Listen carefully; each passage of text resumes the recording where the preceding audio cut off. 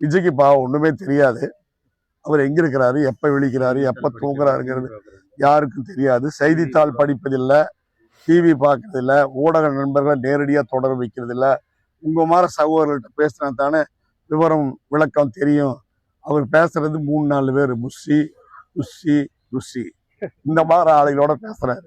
வணக்கம்யா பொள்ளாச்சியாரே. வணக்கம். இன்ஸ்டாகிராம்ல புதுசா வந்திருக்கீங்க, வணக்கம். 2021 உங்களை பார்த்தேன், 4.25 வருஷம் கழிச்சு இப்பதான் இன்ஸ்டாகிராம்ல பாக்குறேன். வெல்கம்யா.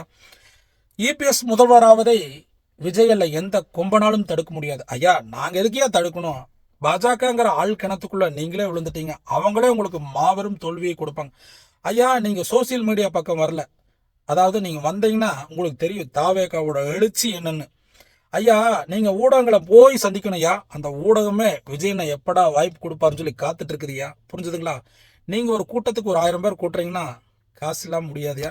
மிஸ்டர் விஜய் கண் அசைச்சாருன்னா 1 லட்சம் பேர் வருவாங்கயா.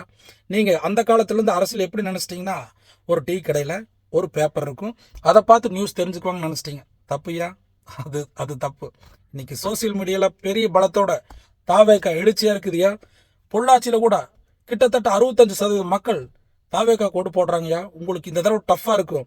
இளைஞர்கள், பெண்கள், தாய்மார்கள் அத்தனை பேர் தாவேகா போடுறக்கு எழுச்சியா இருக்காங்கயா. பயங்கர டஃப் கொடுப்பாங்க. நீங்க சர்வசாதாரணமா இந்த தடவை ஜெயிக்க முடியாதையா.